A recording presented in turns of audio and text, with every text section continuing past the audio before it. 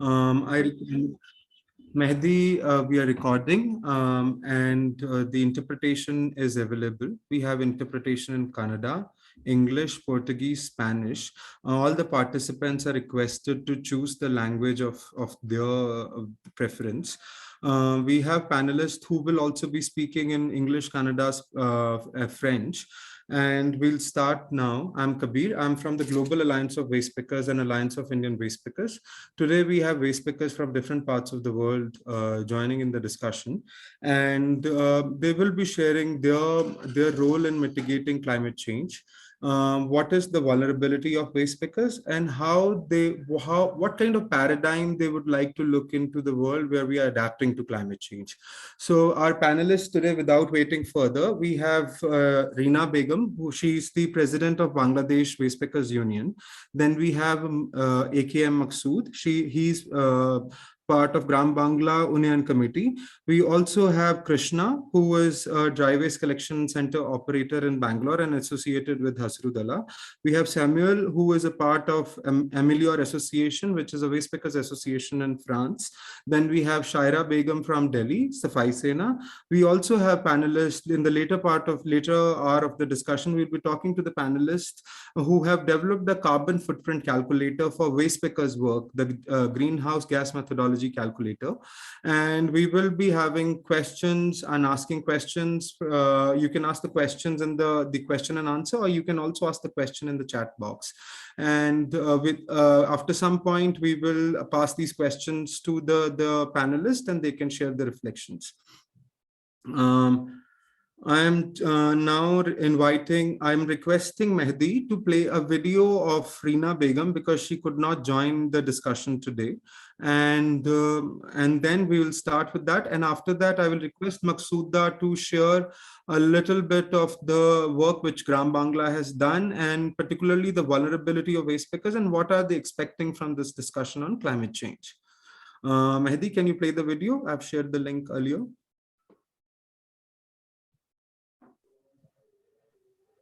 Yeah, Fahad bhai, you play the video. Yeah.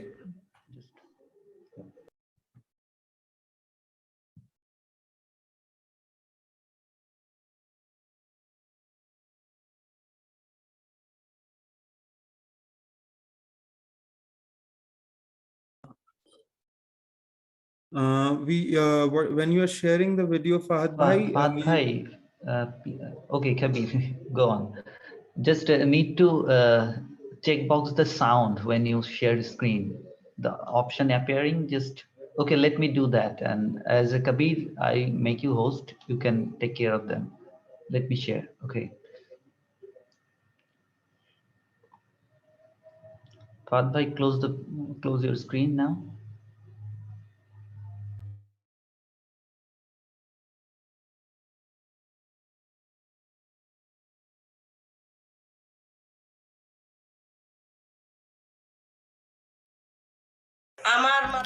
Like me, 2,500 people are living in Matwell dump site and collect waste materials for their survival. When I came here 22 years ago, I could work round the year. But now, because of climate change effect, rain comes anytime. Waste mixes with rainwaters and we cannot work. Rainwater mixes with dirt and always come to our locality and pollutes our environment. Mosquitoes increases and we have to suffer from dengue and other deadly diseases. Dhaka City Corporation is planning to generate electricity through incineration of waste, which will deprive waste pickers to collect waste for their livelihood. We, Bangladesh Waste Pickers Union, raise our demand for claiming our rights. If you all are with us, then we must win.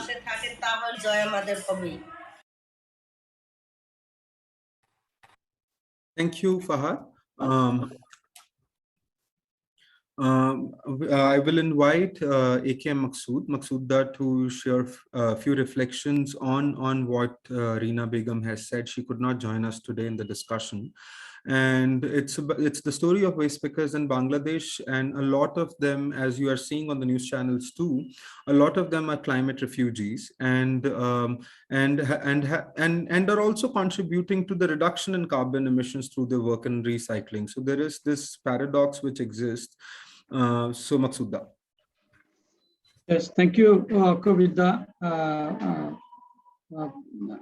It was good if Reema Begum were here.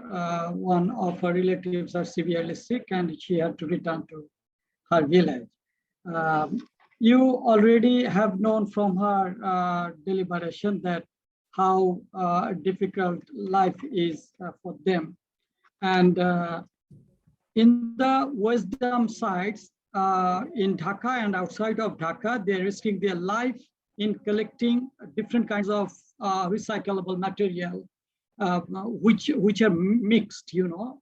In Bangladesh, yet we don't have any solid waste handling rules, so everybody dispose it in a mixed condition. And from Dhaka city, you know, about 2,400 waste pickers collect waste from the households, and they segregate by their own and carry those to the secondary transport center. And in total, this waste picker community recycle 15% of the total collected waste of Dhaka city.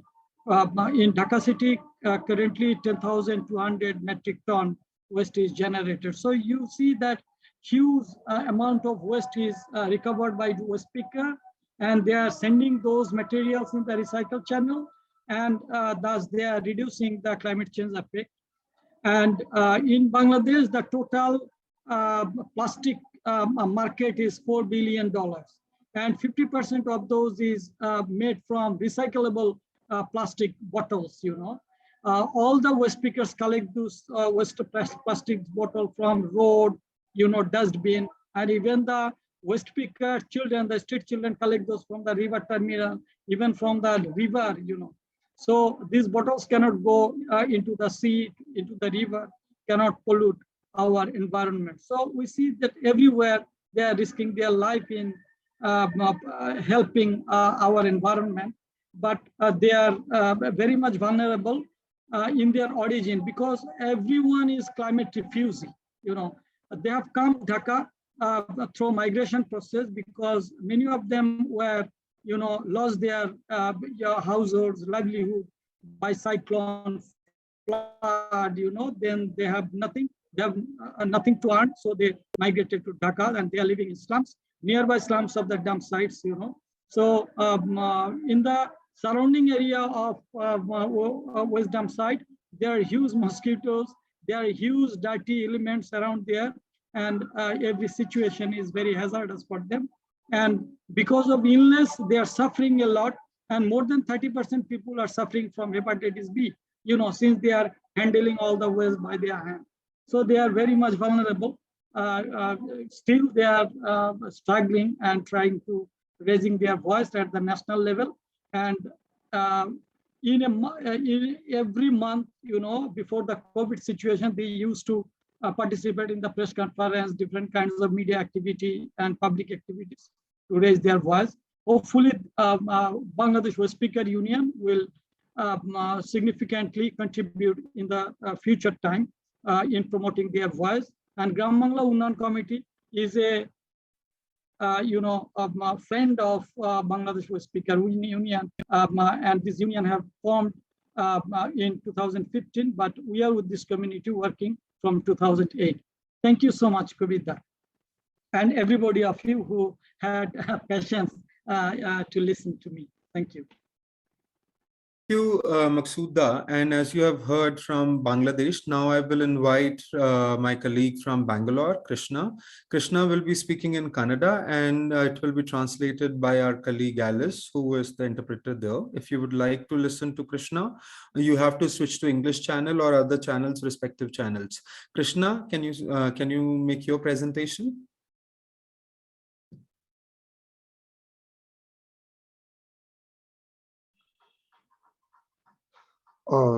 Non-pestama, madam. Madam கேக்குதுங்களா? कृष्णा आपको नीचे ना Kannada channel பாருங்க madam, Kannada எல்லாருக்கும் வணக்கம். நம்ம முதல்ல climate சேஞ்ச பத்தி நம்ம பேசுறதுக்கு முக்கியமா நம்ம ஆசைப்படுறது எது? Krishna, just a second. Krishna, wait. Can you choose Kannada channel at the bottom? Kannada channel नीचे देखना, इसमें interpretation नीचे दिख रहा है ना गोला.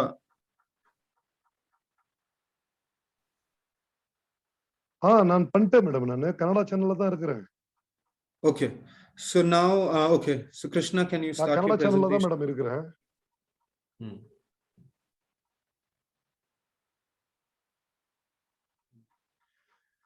இப்போ முக்கியமா கிளைமேட் சேஞ்ச பத்தி நம்ம ஒரு சொல்றதுக்கு நம்ம என்ன ஆசைப்படுறோம்னாக்கா, ஒட்டுமொத்த கிளைமேட் சேஞ்சுக்கு எல்லா மக்களும் தான் காரணம்.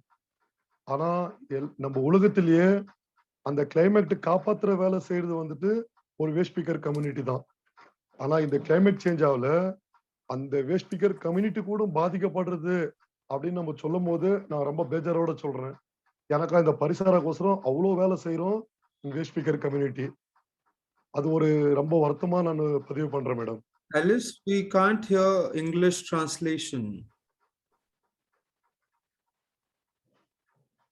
மேல சொல்லட்டுமா மேடம்? சொல்றேன் மேடம். அதாவது இப்ப கிளைமேட் சேஞ்ச் பத்தி நம்ம பேசும்போது மேடம், நீங்க ஊன்னு சொல்லுங்க மேடம், அப்பதான் என்னால பேச முடியும்.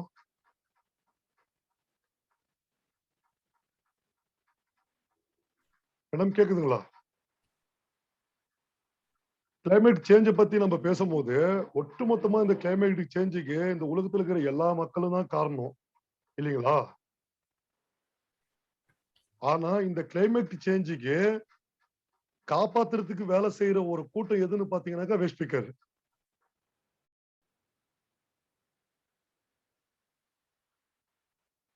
ஆனா இந்த ஒரு கிளைமேட் சேஞ்சால வேஸ்ட் ஸ்பீக்கர் டீமு கூட பாதிக்கப்படுது மேடம். அது ரொம்ப வருத்தத்தோட தெரிவிக்கிறேன்.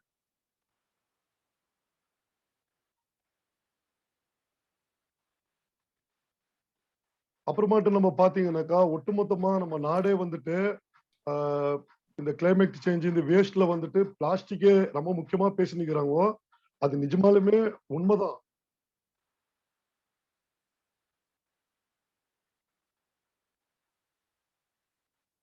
அது முக்கியம்தான் மேடம். ஆனா சைலண்டா யாருக்குமே தெரியாம ஒரு கிளைமேட் சேஞ்சுக்கு முக்கியமா காரணமா இருக்கிறது இந்த நம்ம போடுற துணி, நம்ம யூஸ் பண்ற துணிங்கோ, கிளாத்.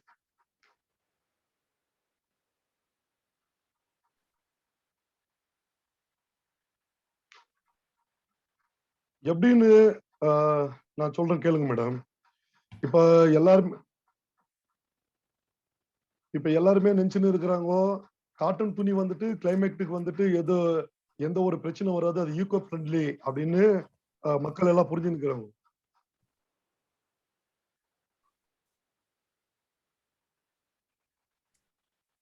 ஆனா அது வரத்துக்கு முன்னாடி அது உருவாகிறதுக்கு நிறைய கிளைமேட் சேஞ்சுக்கு ரொம்ப முக்கியமா சைலண்டா அது தப்பு வேலை செஞ்சுன்னு இருக்குது. எப்படின்னு கேட்டீங்கன்னாக்கா அந்த காட்டன்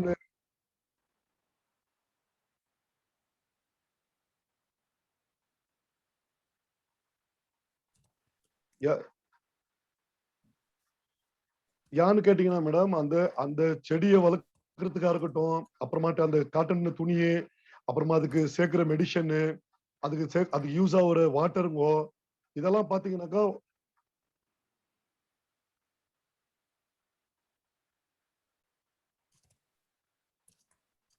ஒரு நாட்டுல பாத்தீங்கன்னாக்கா அந்த துணி ஃபேக்டரி நடத்துறதுக்கோசரமே ஒரு 25 பல வருஷத்துக்கு முன்னாடி ஒரு கடல் இருந்தது. இப்ப அந்த கடல் வெறி நலமா இருக்குது. அவ்வளவு தண்ணி இந்த துணிக்கோசரமே யூஸ் ஆயிருக்குது மேடம் ஒரு நாட்டுல. 25ல மேடம், ரொம்ப பழசு.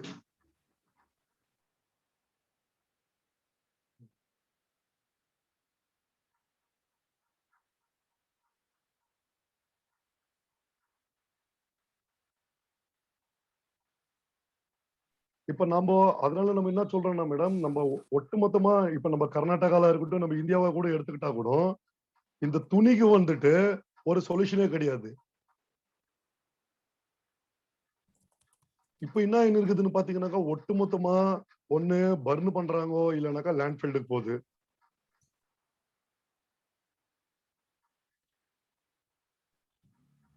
அதனால நம்மளால அதுக்கு ஒரு சொல்யூஷனே முழுசா கொடுக்க முடியல.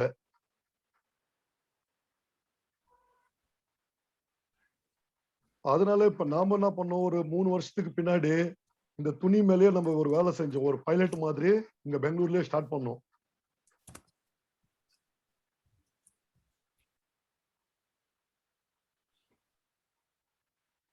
அதுல பாத்தீங்கன்னாக்கா இப்ப ஆல்ரெடி இருக்கிறது கிளாத் கலெக்ஷன் வந்துட்டு எங்கன்னா கட்டிப்போ ஒரு ஒரு பர்டிகுலர் ஜாகால இங்க எடுத்து வந்து கொடுங்க அப்படின்னு சொல்லிட்டு இருக்கிற சிஸ்டம் தான் இருந்துச்சு. ஆனா நாம என்ன பண்ணோம்,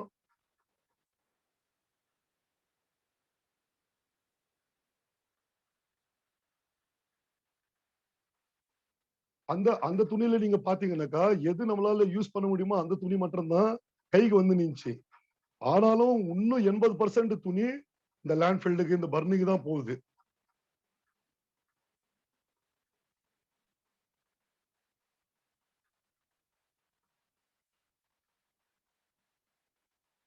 அதனால நாம என்ன எதிர்பார்க்கிறோம்னாக்கா ஒட்டுமொத்த கிளாத்தும் லேண்ட்ஃபீல்டுக்கு போக கூடாது, பர்ன் ஆகக்கூடாது.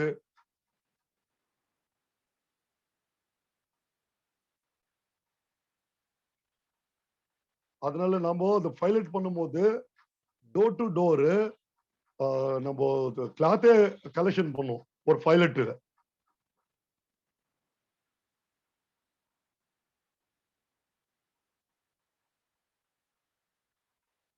அந்த கிளாத் எல்லாம் அந்த கிளாத் எல்லாம் கலெக்ட் பண்ணி வந்து நாங்க 3 டைப் செக்ரிகேஷன் பண்ணோம் அதே கிளாத்ல.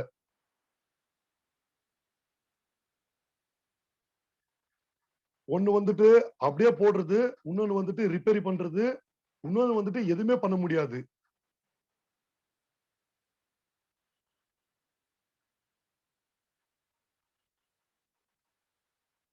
ரிப்பேரி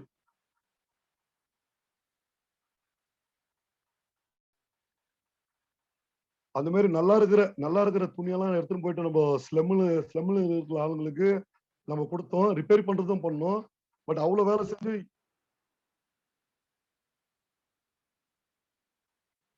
அந்த லாஸ்ட் கேட்டகரி இது எதுவுமே செய்யல.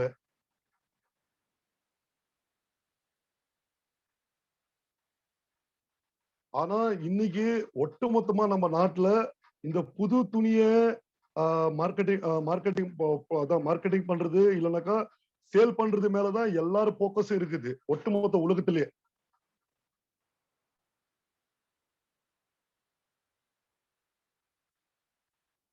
ஆனா அது கடைசியில என்ன ஆகுதுன்னு சொல்லிட்டு யாருக்குமே எந்த ஒரு அக்கறையும் இல்லை மேடம்.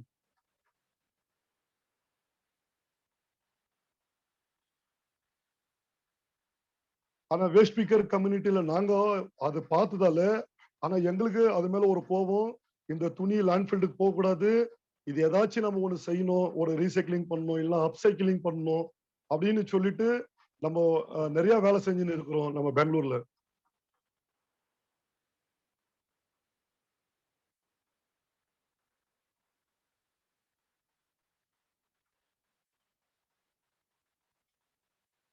அதான் அந்த மாதிரி ஏதாச்சும் நம்ம முன்னாடி செஞ்சோம்னாக்கா இந்த ஒட்டுமொத்த இந்த துணி ஒரு சொல்யூஷன் கிடைக்கும்னு சொல்லிட்டு நான் எதிர்பார்க்கிறேன் மேடம்.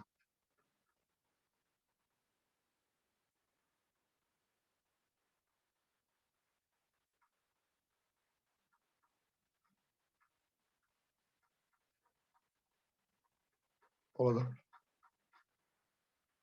ஒன்னும் சொல்லுமா madam?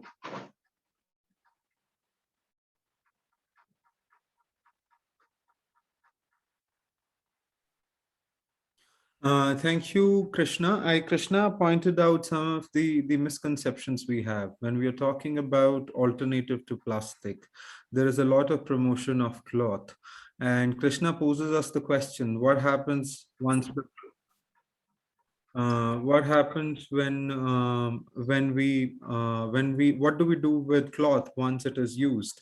And if you look at Bangalore itself, we have a mandate for cloths in cloth bags instead of plastic bag, but we didn't develop the supply chain at the end. What needs to be done with the system? It's with the waste which is generated out of clothes, which also may harm climate. And the second thing which Krishna mentioned, very interesting, was that how they also on their own started an initiative which was cloth recycling, something similar to circular economy. And now I would like to invite our other panelist, Shyra Bano.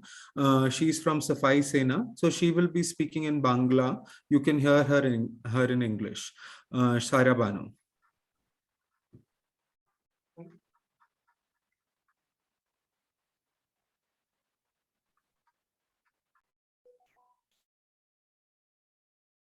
सभी को मेरा नमस्ते और मेरा नाम शायरा बानू है।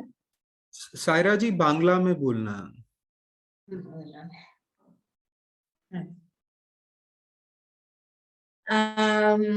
सबके আমার নমস্কার আর আমি শায়রা বানু বলছি আর দিল্লি ভলসা ডেরি দিয়ে বলছি আর जो सब কাবাড়ি ভাই যত भी আছে তাদের হয়ে আমি বলছি আর আমাকে যে এই যে বলার সব কাবাড়ি ভাই সবদের বলার করে যে আমাকে এই মঞ্চে যে মানে আমাকে বলতে যে মौका মিলছে সবকে আমার ধন্যবাদ। আর এই যে যত বায়ু প্রদূষণ আর তোমার প্রদূষণ আর এই যে মাটিকে দূষিত করে আর এই যে গেন্দা পানি মানে এইসব গেন্দা পানি মানে কথা ওই যে এত কूड़ा আর এত গंदगी আর मतलब যে পানিকে দূষিত করে তাকে আমাদের Shyra Banu, 2 minutes rukna. We can't hear any of the English translation. We can't hear in English at all. Hey, Waliu, can you hear me?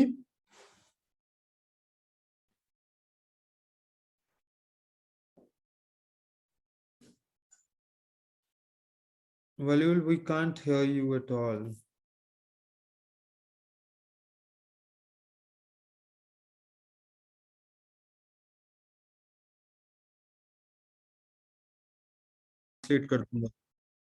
Yeah, we can't hear the Hindi translation.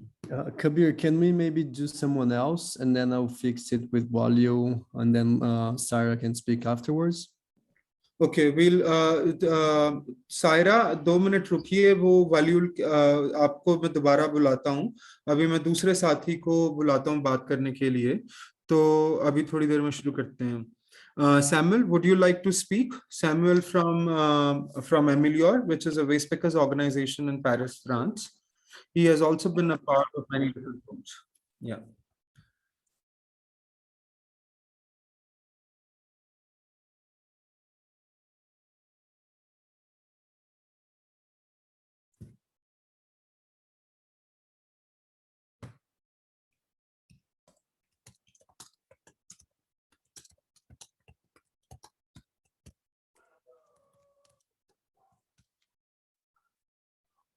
Yeah, we can hear you. Okay, I'm sorry because of this crisis here. I would request Samuel, would you like to speak about your experience and then we'll come back to Shyra. Samuel from Amelior.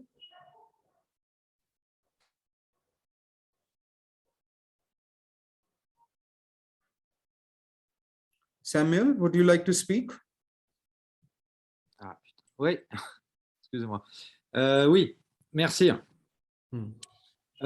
Merci Kabir, merci l'ICAD, merci Global Rec de me donner la possibilité d'expliquer le rôle, l'utilité et les métiers des recycleurs, bifins, ferrailleurs, chiffonniers et vendeurs de rue, les puciers. En France, il y a une vieille reconnaissance des métiers des chiffonniers depuis 8 siècles, 800 ans. Ces métiers ont permis le développement des droits économiques des habitants des villes par le recyclage et par la vente de produits d'occasion sur des marchés. Souvent, les recycleurs travaillent du lundi au vendredi la collecte, le tri et la revente aux industries, et le samedi, dimanche vont sur des marchés organisés ou spontanés où ils vendent ce qui peut être mieux valorisé comme objet. Malheureusement, depuis 150 ans, des lois ont municipalisé cette gestion des déchets, des ressources qui appartenaient aux chiffonniers auparavant et qui accédaient au zéro déchet. La municipalisation de la gestion des ressources issues de la production des habitants des villes ou de la production des industries a été petit à petit privatisée jusqu'aujourd'hui et, quoi qu'il arrive, gérée par les pouvoirs publics locaux, les mairies, les institutions des collectivités territoriales, qui délèguent la collecte aux sociétés privées, des multinationales. On arrive aujourd'hui à Paris, et en général dans les grands centres urbains en France, à 80% d'incinération et de mise en décharge. C'est beaucoup trop. Et la disparition des métiers des chiffonniers est en rapport avec ces politiques d'incinération qui excluent les personnes pauvres qui font ces métiers.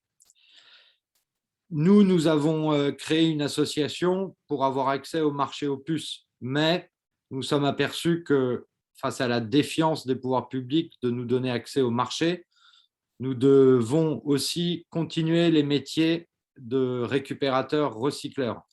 Aujourd'hui, l'association Amelior, avec 8 salariés, permet le recyclage et le réemploi de plus de 120 tonnes par mois, ce qui correspond à 6 ou 7 tonnes par jour, à 99% réemployés et recyclés grâce à des collectes sélectives. Il y a donc 3000 personnes qui font ce métier en Île-de-France qui sont interdites d'exercer, malgré des lois internationales, malgré des obligations européennes de réduction des déchets, qui favorisent le droit au logement, le droit au travail, la transition de l'économie informelle vers l'économie formelle, l'arrêt du harcèlement policier sur les lieux de travail, y compris lorsqu'il s'agit des espaces publics. Donc, il y a tout à revoir en France sur le traitement des déchets, le recyclage des matériaux, et sur le traitement, ou plutôt la maltraitance vis-à-vis des citoyens, des êtres humains qui sont privés de leur accès aux droits fondamentaux. La situation est rendue très difficile à cause de ces politiques, mais l'union des vendeurs, des recycleurs, des acheteurs, les marchés, l'association permet de faire entendre nos métiers et de les développer. Il y a des ferrailleurs qui récupèrent 30 à 50% des matériaux ferreux et non ferreux qui sont amenés à l'industrie en Île-de-France. Le bénéfice, puisque ces ferrailles et métaux sont triés par les ferrailleurs indépendants, le bénéfice de l'industrie est plus grand puisque les matériaux sont déjà triés. Il y a des situations qui ne sont pas égales. On paye en France des collecteurs privés avec l'argent public pour incinérer et pour mettre en décharge. Pendant le même temps, les contribuables payent des politiques exceptionnelles d'exclusion territoriale des gens qui font ces métiers. Dans la rue, les marchés aux puces, qui existent depuis 1000 ans à Paris. Les marchés aux puces aujourd'hui sont menacés, de même qu'ont disparu les métiers des chiffonniers en tant que gestionnaires des rebuts. Il est donc très important de redonner du pouvoir aux récupérateurs, que les pouvoirs publics soutiennent les solutions que les recycleurs inventent et qu'ils soient inclus dans le service public de la gestion des déchets, de la gestion des ressources. Ça ne devrait pas être une charge d'incinérer, ça devrait être un bénéfice économique pour tous de recycler. C'est pourquoi Amelior, malgré la petitesse des politiques menées qui nous, à notre rencontre,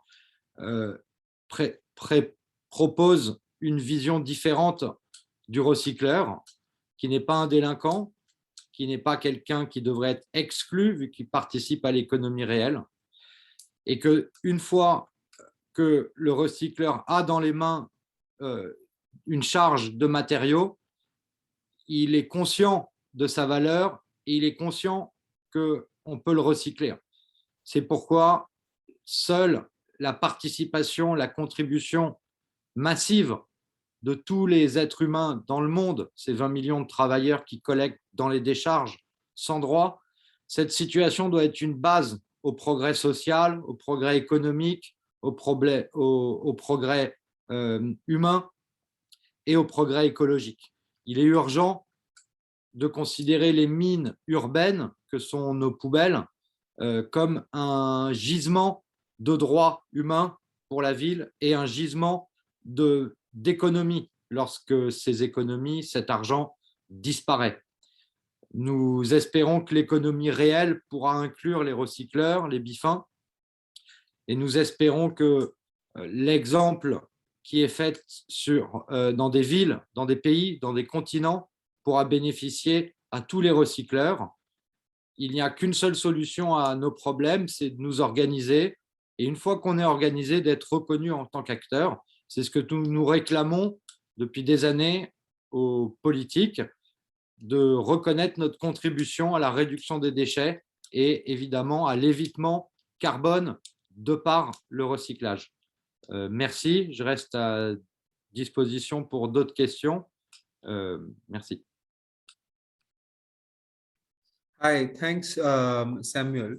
It was a nice presentation, and a very important thing was mentioned by Samuel, and a reference to the flea market, something which was a part of our system itself to reuse, and we are now threatening that system. And that system is a climate solution as studied by many other scholars. Now, I would like to invite Shyra Bano to speak. She's the president of Safai Sena. Shyra Bano.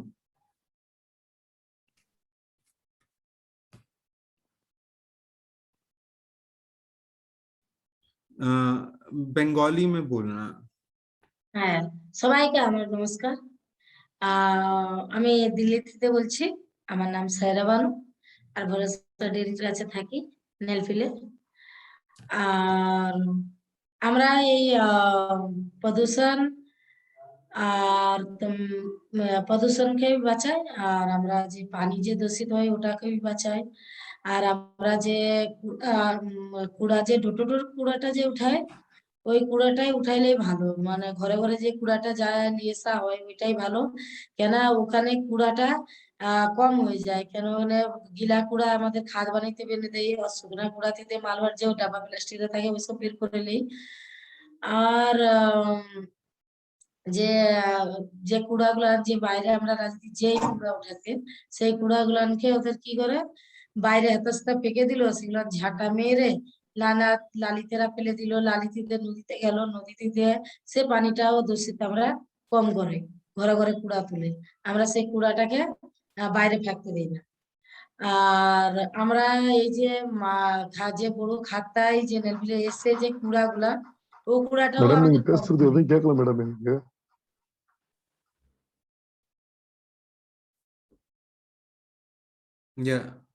बोलिए सायरा। তো ওই কুড়াটাকে আমরা কম করি, প্রদূষণ আমরা কম করি। কেন আমাদের যত এখানে যে রেলফিলে যে কুড়াটা এসে সেই কুড়াটা আমরা কম করি, তো ওখানে ছেটে মেটেলে জায়গা থাকে, হ্যাঁ ওখানে ম্যাডাম, ছেটে கேக்குது রাখি। மேடம். তো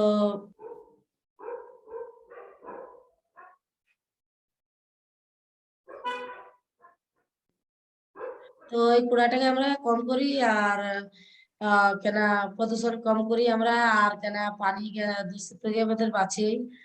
আর যে বিমারি হয় ওইসব দিয়েও একটু ভালো হয়। তো যে মশা হয় আর এই যে বিমারিগুলো হয় সেটা কম করার দিকে আমাদের আছি। তো আমরা চাই যে ঘরে ঘরে যেটা কুড়াটা ওঠে ওইটাই আমাদের ভালো, যে ওখানে কুড়াটাও কম পড়ে যায় জানো। আর এখানে আমরা চাই যে জায়গা একটু ভালো, একটু যদি জায়গা মিলে যায় আর পার্মানেন্ট কাজের ধরেও জায়গা যদি মিলে যায় সেগুলাও ভালো। তো ওইগুলো আমরা চাই কিন্তু হয় না। তো যে বেসিকের হয় সেগুলান নিয়ে আমরা ভাঙাভাঙি করি না কেন, ওগুলান যে তেজাব দিয়ে যে কেঁচড়া প্লেট গুলান যে ধোয়া মোয়া হয় ওগুলান কি আমরা করি না কেন, ওগুলান শরীর মধ্যে টিবির বিমারি কত কিছুর বিমারিরা হয়। তো ওই জন্য আমরা ওগুলানকে ভাঙাভাঙি করে না, তেজাব দিয়ে ধুই না। আর যে যেটা আমাদের যে কুড়াগুলান ছাটি যে যেগুলান কুড়া আমাদের লিয়েছি সে শুকনা কুড়াগুলানকে ছেটেলি আমরা লিয়েলে, আর গিলা কুড়া যেগুলান থাকে তার পানি আমাদের কম করে কি করে আমরা ওখানে ছেটে নিয়ে ওই কুড়াগুলানকে খাদ ভাত বানাই। আর আর আমাকে যে তো আমাদেরকে যে যত কাবাড়ি ভাই আছে সেই কাবাড়ি ভাইয়ের থেকে আমাকে যে এখানে বলতে আমাকে যে মঞ্চে বলতে যে ডাকছে, এইটা আমি সবে ধন্যবাদ করি। আর আমি এই যে সব কাবাড়ি যত কাবাড়ি ভাই আছে সব কাবাড়িদেরকে নিয়ে আমি চলি। আর সব এত মতলব ইয়ে কাজ করে যে গেন্দিগির যে কাজ করে ওইগুলা নেল ফিলে আর নেল ফিলে যে এদের কুড়া ছাঁটাই করে আমি নেল ফিলের কাছে থাকি ডেরিতে। তো এইখানে যে কুড়াটা এসে ও কুড়া থেকে কত পয়জন বেড়ায়, মতলব ওই ইয়ে গুলান বি বেড়ায়, যে পয়জন গুলান বেড়ায় ওগুলানকে আমাদের এখানে কাজ ভালো হয় আর কুড়া গুলানকে ইয়ে ইয়ে করতে পারে। আর ওতে যে পানির সাথে যে গেন্দা পানিগুলো এসে যে বায়ু করে দেয় সেগুলো নিয়ে আমরা কম করি। আর যে জায়গা যে আমরা বাঁচাই সেই জায়গাটা যে পুরা আমাদের কম করি বলে তো জায়গা অনেক বাঁচে। তো সেই আমাদের ওই ভালো জায়গা একটু নিল যে কুড়া ছাটা তুলে আর না যেগুলা ডুটোর কুড়া উঠায় সেগুলো একটু কম হোক। আর আর এই যে আমরা এই আর যে কত লোকের হার্টের বিমারি হয়, কারোর টিবির বিমারি, ক্যান্সারের বিমারি, এইসব তো ওই গেন্দেগি দিতে হতো। তো আমরা যে নেলফিলের আশপাশে যে থাকি, আমরা যে কুড়ার কাজ করি, আমরা যে অনেক ভাই বোনেরা কাজ করে আর অনেক লোক যে এই পেয়ার কাজ বি করে, খাতার উপর কাজ করে, নেলফিলে বি অনেক লোক কাজ করে, কুড়া বি কাজ করে। তো তাদের তোর কুড়া কম করার অনেক ইয়ে হয় আর কি, দিক্কত অনেক কিছু কষ্ট বি হয়, দুঃখ বি পাই, তবু আমরা করতে হয়। আর আর এই যে যে কুড়াগুলা ইয়ে করা হয় ছাটা আমাদের হয়, তো ওগুলানকে আমরা অনেক কম করে দিই, প্রদূষণকে বি কম করি, বায়ুকে বি কম করি, আর পানিটা দূষিত হওয়ার বি তাকেও কম করি, নালা লাগি যে বন্ধ হয় তাকেও আমরা কম করি, কুড়াটা ছেটে নিয়ে। सबको धन्यवाद। I'm sorry, the Bengali translation was not good at all. She was talking about the waste material they pick up and the work they do with that. So she was talking about that we remove the waste material. If we don't remove that waste material for recycling, it will go in the lakes and it pollutes. And then she was the current, and they also go out for picking, and because of waste picking itself, the habit, because it's mixed waste, that a lot of them and other forms of waste, a lot of them are vulnerable to the illnesses of those forms too. And she was referring to her work as particularly in waste recycling, it's more on reducing the pollution itself. So that was Shyra. I'm really sorry, Shyra, for the translation.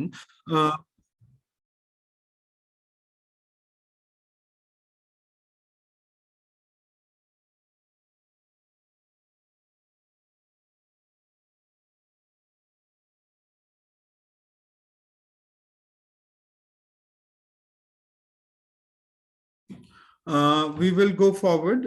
We have the second round of panelists. So you heard from the waste pickers from different countries. We were supposed to have Ramadhan from Kenya. He could not join, but we are having other colleagues who have worked with us on the carbon footprint calculation. So there are different studies in different parts of India about what is the waste pickers' contribution to reducing climate change. We rhetorically try to answer that question in many ways by looking at the how many trees are stopped from cutting if we recycle paper or other aspects. WIEGO has helped, WIEGO and GreenPartners have helped us, the Global Alliance, to make a carbon footprint calculator. So I will be inviting Taylor, who will be giving the presentation about the greenhouse gas methodology calculator, and then we will be going to the other panelists who will be sharing how they have developed the method. Thank you. Thank you, Kabir. I'll just go ahead and share my screen here. Oh, I can't share my screen, Kabir. Mehdi, can you allow Taylor to share her screen? Hi, Taylor. Hi, Taylor. Okay. Can you check again? Yeah, thanks. Okay.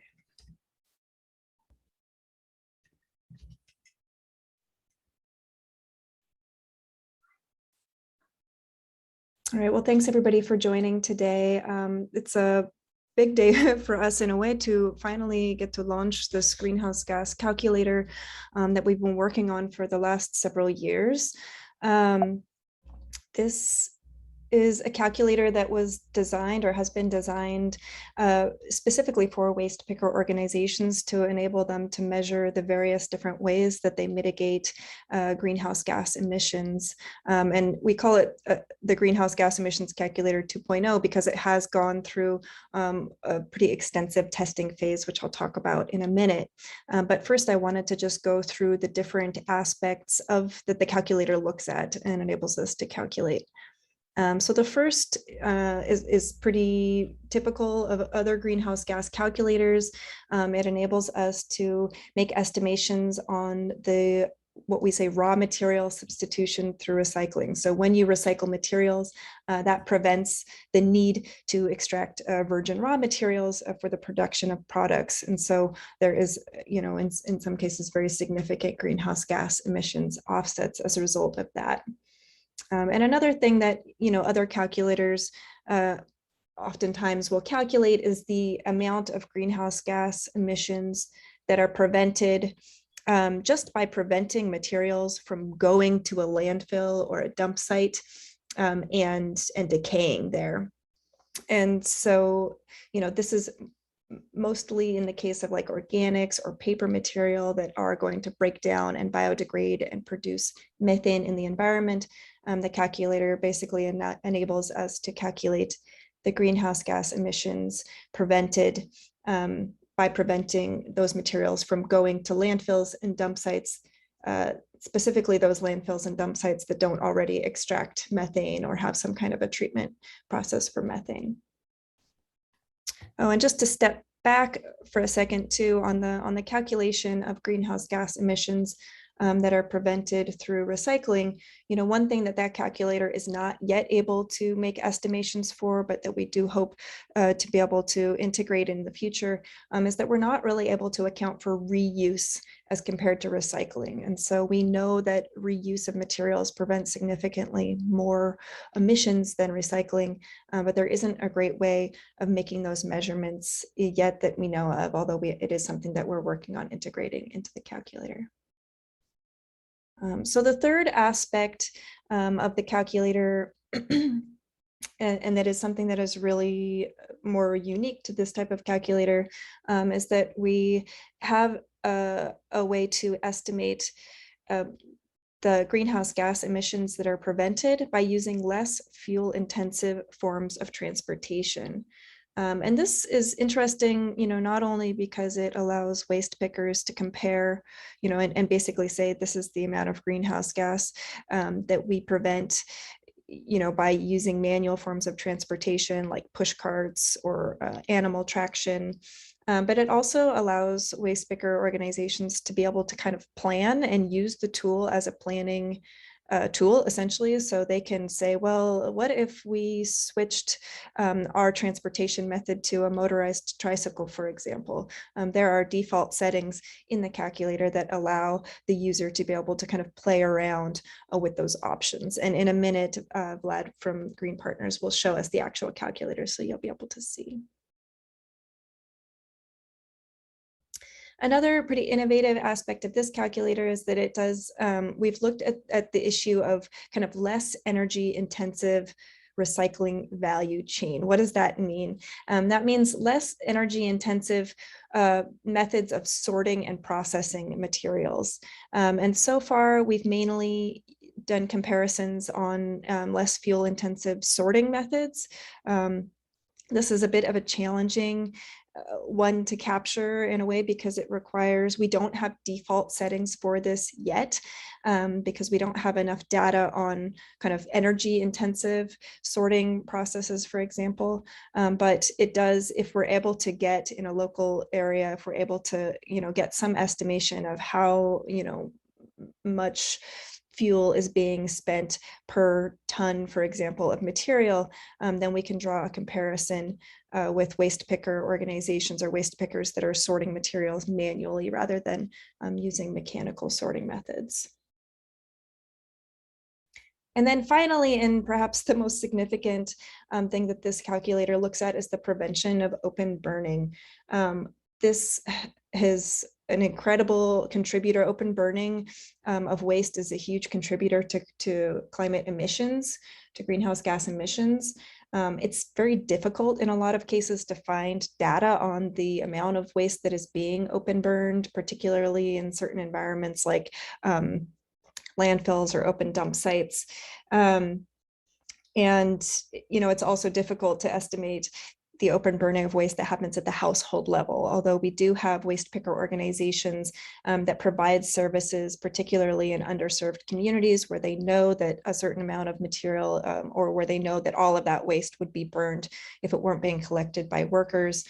So some waste picker organizations are able to make estimations, although we know in general, waste picker contribution to the prevention of open burning is extremely underestimated, particularly waste pickers who are working on dump sites or landfills where it's, where waste is being burned, but it's really hard to tell how much waste is actually being burned.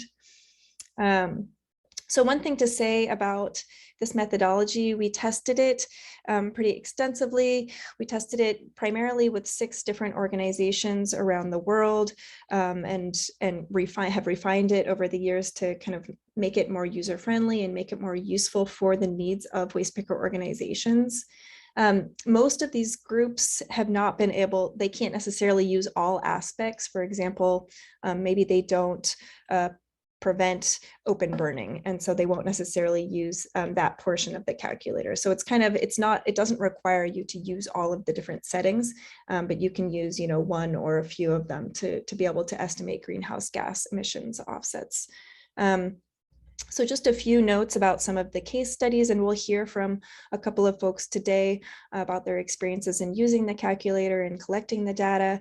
But some organizations like Sure We Can in New York City, for example, they used the calculator to estimate the emissions prevented by their own organizations and the canners or waste pickers, right? In New York City, waste pickers are called canners, the waste pickers who collect cans and bottles. So they made an estimation for their own organization, knowing that they prevent X amount of tons of carbon dioxide equivalent per year. But then they were able to, use other studies showing how many waste pickers are operating in New York City to extrapolate and say, okay, we know that, waste pickers in all of the city prevent about, 466,927 tons of CO2 equivalent per year. Other situations like you have the Mbobas dump site in Dakar, Senegal, we know that this is an extreme underestimation, not only because that is a dump site that is burning almost constantly, so it's really impossible to know, how much waste is being burned. though we do know that, all the waste that they recover, some percentage of that would have been burned. But that's also an underestimation because we know that a lot of those workers are actually recovering materials for reuse. And we can only calculate, more or less what greenhouse gas emissions are being prevented if they were recycling those materials rather than reusing. So here's just kind of a snapshot of, this is the final, and again, we'll go through the calculator in a minute, but just wanted to point out, this is the results section. So it shows the different ways that greenhouse gas emissions are being prevented. And so you can see that in places where the disposal site or the landfill does not have methane extraction, there are pretty significant prevention of greenhouse gas emissions by preventing materials from going to a dump site. In other situations, like here in Senegal, waste pickers are of course also preventing, materials from decaying in the dump site, but their impact is significantly less, and that has to do with just the type of material that they're actually recovering. In Senegal, we're talking about dump site waste pickers, right? And so by the time that materials are getting to them, they're wetter, they're in poorer condition. And so paper and other types of materials that are more likely to decay and break down are not as good of quality. So they actually extract a lot less paper than other waste picker organizations like those in Bogota, who are collecting materials at the doorstep or even the garbage level might be doing. So, some of the variance in these factors has to do with the types of materials that are being collected and what their disposal site looks like.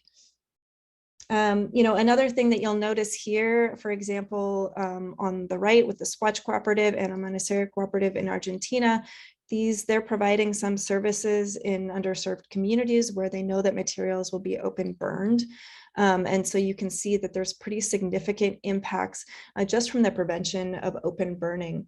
And I think that this is probably one of the most important findings from this calculator, and just from our work in general, is realizing how significant the prevention of open burning is and how common it still is, right? When we think about both climate change as well as the marine waste and marine plastics issue, we know that there are still so many communities out there that lack adequate waste collection, particularly in informal settlements.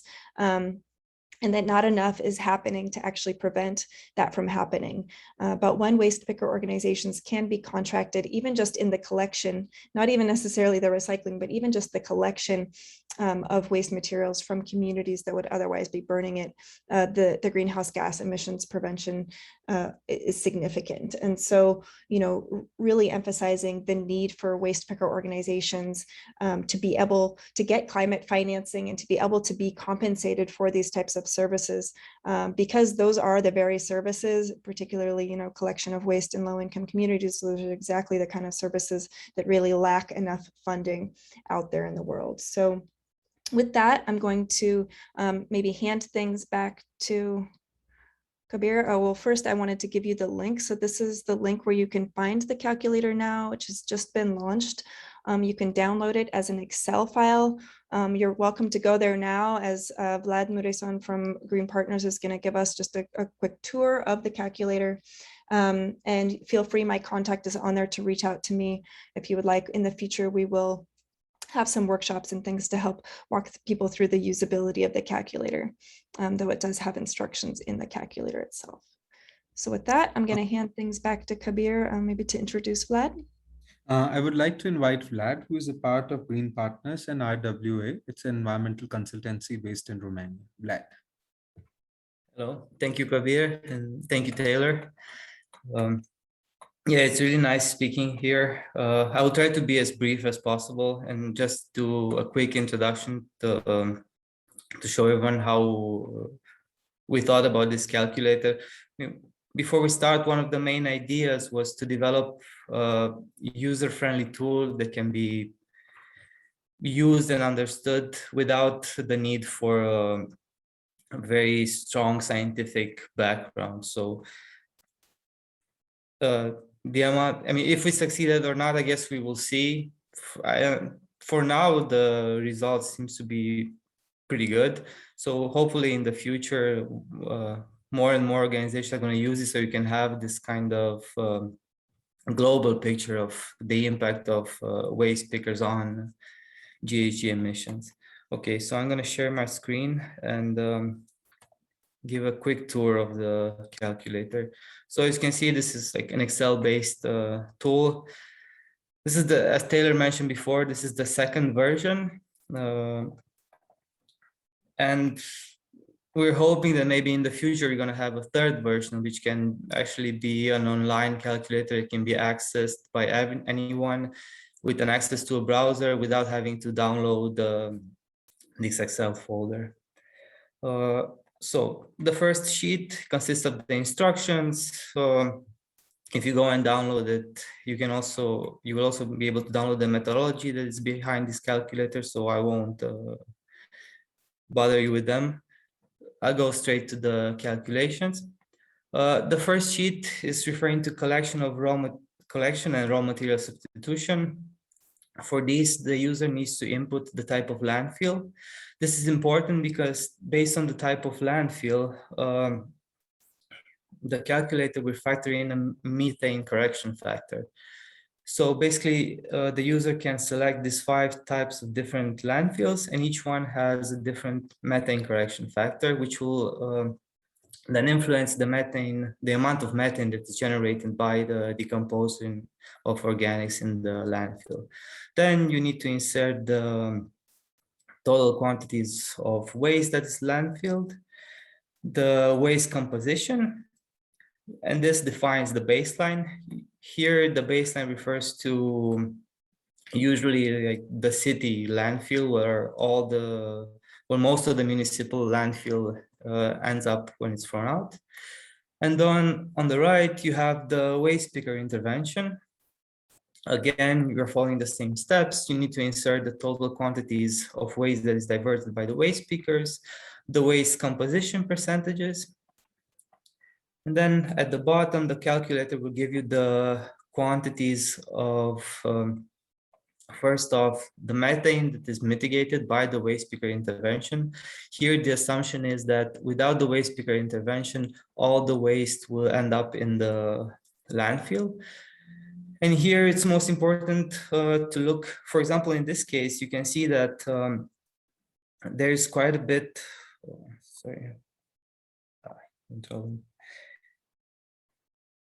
yeah, there's quite a big impact from waste diversion. And this is because the material that's most recycled by the waste pickers is paper and cardboard. And paper and cardboard is an organic, which when it ends up in the landfill, it decomposes and then contributes to the methane generation. And then we are also looking at the avoided emission through virgin raw material substitution. Here, the assumption is that by recycling these materials, you are replacing raw materials. The second sheet is referring to transportation. As Taylor mentioned, this is something that's a bit new to the calculator compared to other inventory tools. Again, as you can see, it's structured in the same way. You have the baseline on the left and the waste picker intervention on the right. In this case, one of the issues that came up when developing the calculator was the lack of data. So we have 2 options. One, we have default values. So basically the user can select between an array of vehicles, which are defined in the vehicles default sheet. So here you can see a few vehicles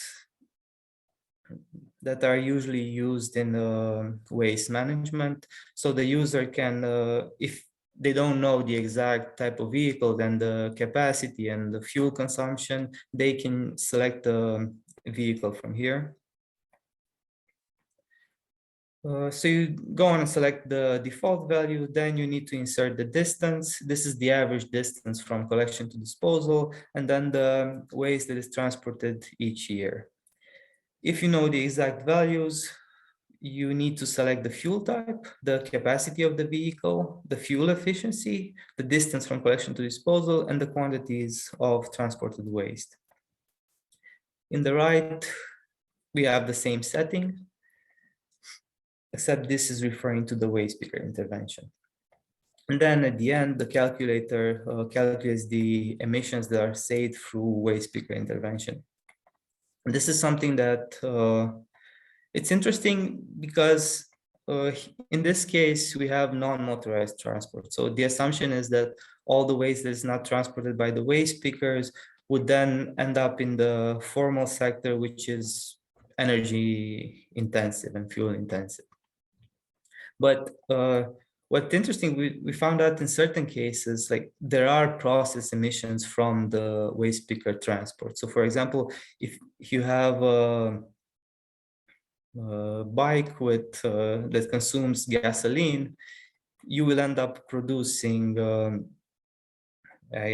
emissions. So, but if you look in the overall pictures, I mean, the emissions are tiny, and this is a bit of a trade-off because that's usually worth it, because a bicycle can actually permit you to increase the number of tons of waste that's transported each year.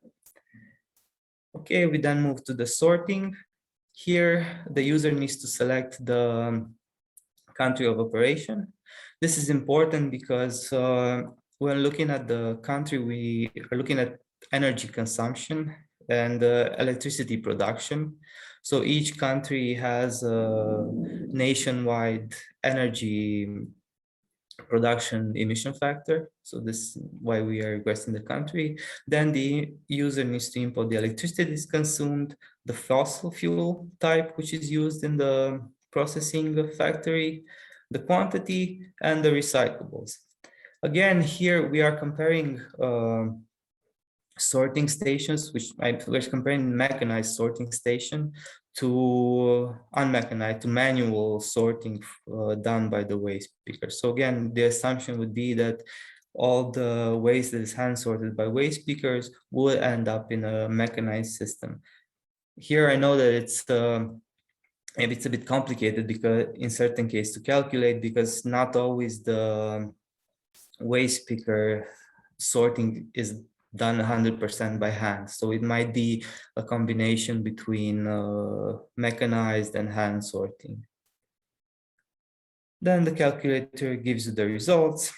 And then we are moving to open burning. Here, this was one of the most tricky parts, because as Taylor mentioned before, a lot of the open burning actually happens on the landfill. So then this is a relatively new field, and we can measure the amount of black carbon that is released through open burning. And this is very important in terms of GHG emissions, because black carbon has a global warming footprint of 590, which is a lot. But here, because it's really hard to predict like the actual materials that are burning on a landfill, one of the only ways where you can actually calculate the emissions is by measuring them on site. So in this case, it was a bit unattainable for us. So that's why we decided to only look at the open burning that basically happens in smaller quantities, where it's easy to know the waste composition. And you can see in this case, the estimation, we have paper, cardboard, and some mixed plastic that's being open burned. Then we have the overall results. This is basically a summary of all the results, which basically comparing the emissions that are saved from each of the 5 different sites. To show the vehicle defaults. Then we have the emission factors. And again, we have a separate document as a methodology where everything is explained in detail and all the calculation methods. Yeah, so I think that's about it for the calculator. So thanks everyone. And my colleague Claudio will talk to you about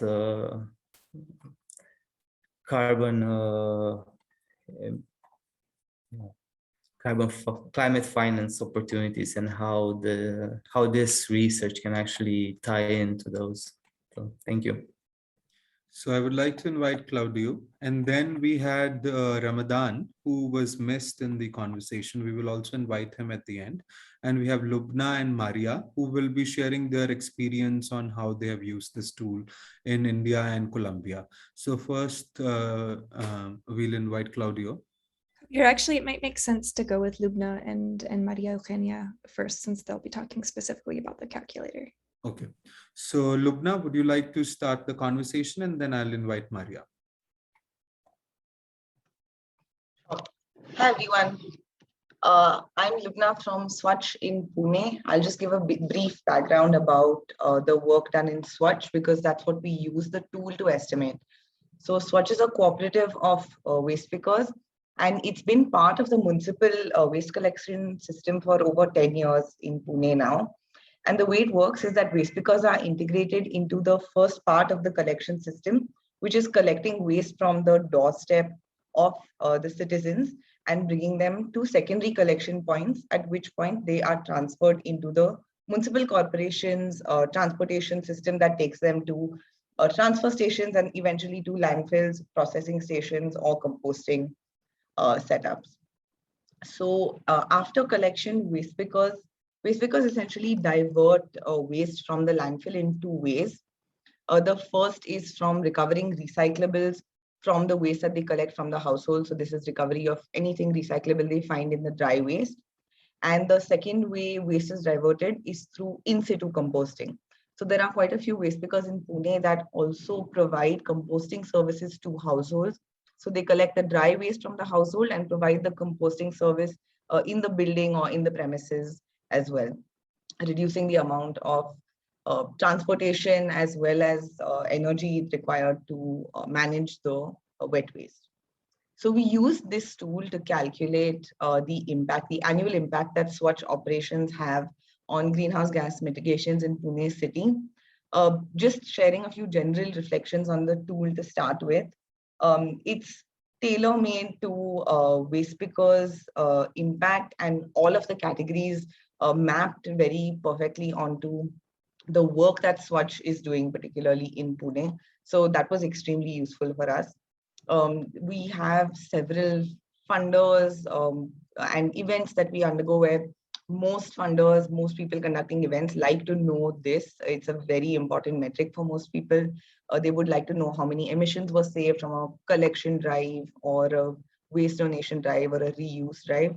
So it's becoming very, very important to have an accessible way for even waste picker groups to show what impact they are having. We've used it several times for small and big projects ever since we worked on the tool for WIEGO. And the fact that it can be used for individual items, you do not need to input every single part of the tool to get results. You could just have a small collection drive or a small reuse drive and use it for that. So that's been extremely useful as well. So now I'll just give a few reflections on the specific aspects of the tool.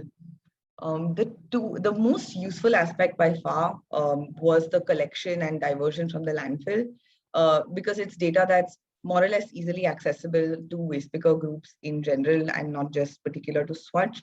It's something that waste picker groups will have a good hold on, or even if they don't, will be able to collect, because that's their main point of impact. We've been able to use that one particularly for almost every project and every small and big project that we are undertaking. Transportation works well in Pune because we are offsetting the primary transport that the municipal corporation would be forced to do in the absence of the waste picker cooperative. So in Pune's case, in Swachh's case, the transportation metric is pretty helpful for us as well to make the case for Swachh waste pickers to cover. Right now, they're covering about 70% of the city, but to make the case that Swachh waste pickers should be used for this first leg of transport. And this not only saves costs for the corporation, but also saves on greenhouse gas emissions. Sorting also was a very well-suited counterfactual to the Pune city case, because what happens in Pune after the waste pickers recover the dry waste, the remaining dry waste, some of it does end up at material recovery facilities where mechanical sorting is employed. So in the absence of the Swachh waste pickers, all of this would be going to those energy intensive sorting systems.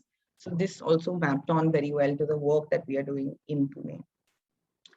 The most challenging by far was to collect data for open burning.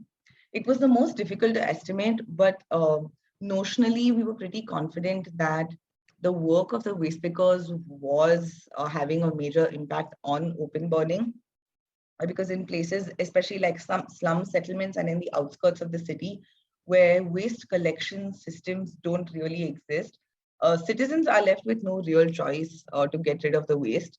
And they either end up in just being openly dumped and eventually burned, or just being burned directly. So even though it was difficult to estimate, we found that it was really important to try. And we did this through conducting interviews in one slum settlement. We didn't get very good, very strong data. There's a lot of underreporting because open burning is illegal. And so there's a lot of perceived threat to report this accurately. But the reason for doing this, and like Taylor said, it has the biggest results within the tool, and is one of the most overlooked parts of the waste pickers' impact. Waste collectors, even when they operate informally, are picking up waste, oftentimes in places where waste collection systems do not exist. And if they are diverting dry waste, plastics and paper especially, those are the types of waste that would end up getting burnt and causing a lot of black carbon emissions. So though it may be difficult for advocacy reasons, one of the biggest learnings from this using the tool is that it makes a lot of sense to try and quantify diversion from open burning where possible, because it is a major source of contribution of waste pickers to the environment, which in absence of something like this, we would not be able to estimate and would not be able to make the case for. We also had a little bit of an issue with the landfill to get a baseline of what the landfill data was like. Similar to open burning, actually, because the landfill is officially not supposed to be there in Pune. The corporation doesn't have official data on the landfill and is not willing to share official data on the landfill. It's supposed to shut down the landfill. Open dumps and open landfills are no longer permitted. So it really creates a problem to estimate the impact. We do know that there is waste going to the landfill, that there is some amount of waste burning at the landfill. But when you have on paper bans of these kind of things like open burning and landfills, it does make it difficult to quantify our impact where it actually is pretty large. So it is a slight struggle, but the real learning from the tool is that it really is worthwhile to quantify these wherever possible. Maybe this is scope for researchers and students to estimate, especially for something like open burning, to give waste picker groups something to work with when they're making the case for their contribution to the environment. Thank you. I'm happy to answer questions later about specific ways that we collected the data. Thank you, Lubna. It was a very interesting presentation. I would like to invite Maria from Colombia, ANR, and they have also used the similar tool, and she will be sharing their experience there. And then we'll have the two waste pickers who have requested that they would like to speak, and I'll invite them one by one. Maria, and then after that, Claudia.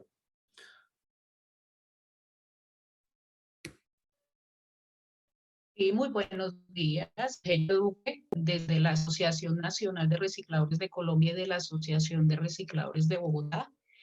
quiero presentar un cálido y fraternal saludo al panel número 1 que me antecedió, a todos los recicladores de oficio del mundo, por todo su gran esfuerzo, no solo por defender su trabajo, su oficio, por defender la permanencia en un oficio que han construido por décadas, por generaciones, familias completas, generaciones completas viviendo oficio, sino también su lucha en la incidencia en las políticas públicas mundiales y en cada uno de sus países. Todo mi reconocimiento, todo mi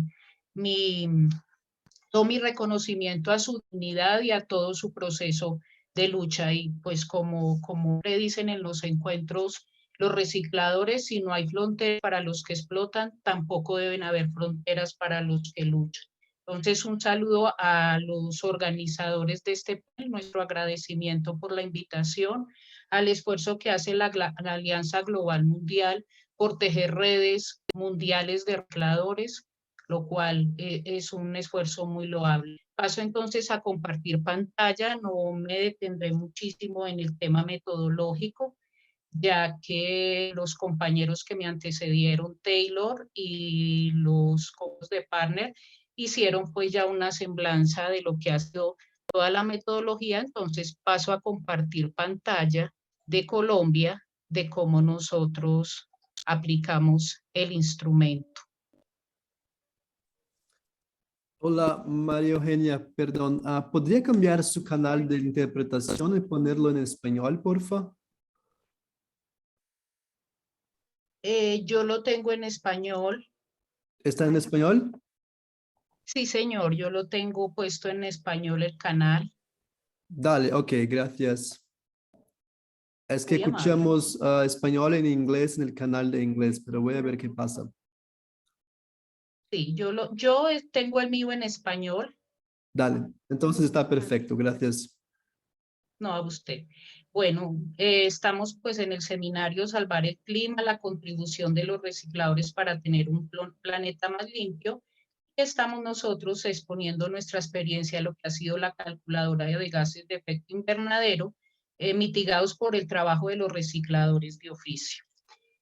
Una herramienta, queremos insistir mucho en esto, que fue lo que acabaron de presentar los técnicos de Partner y por WIEGO Taylor, la herramienta para calcular las emisiones de gases mitigadas por la actividad de los recicladores de oficio, y vamos a presentar pues muy rápidamente unos antecedentes de dónde viene todo esto, y quiero hacer un énfasis muy grande frente al soporte técnico que tiene la calculadora, que trabaja con datos que aporta el panel intergubernamental de expertos, todo lo del IPCC.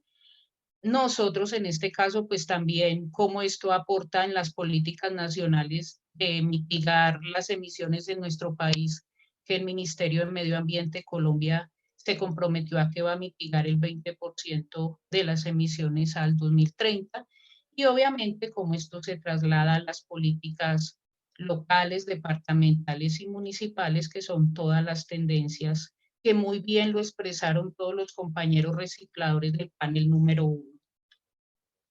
Aquí están los diseñadores de la calculadora, la herramienta, como todo el trabajo de los recicladores en este caso, las emisiones evitadas, y quiero en esto hacer muchísimo énfasis en que la principal contribución de los recicladores es que es un trabajo especializado en la recolección de los materiales, y las cantidades de materiales que recogen, las calidades de los materiales y el máximo aprovechamiento posible de los residuos en todas las ciudades del mundo. Aquí es una herramienta, ya lo expresaron, que es muy sencilla, de fácil uso, pues es un poco el ejercicio que hicimos nosotros en las pruebas, de ir generando la capacidad instalada para que se nos vuelva un instrumento permanente de análisis de datos. ¿Qué variables analizamos? Ya también lo expresaron anteriormente en la metodología, las emisiones evitadas de los sitios de eliminación, en este caso para la ciudad de Bogotá, que es la capital de Colombia, pues es una ciudad que tiene más de 8 millones de habitantes y que genera más de 8.000 toneladas día de residuos que van dispuestos a los rellenos, al relleno sanitario Doña Juana, y pues cómo el trabajo de los recicladores aquí contribuye.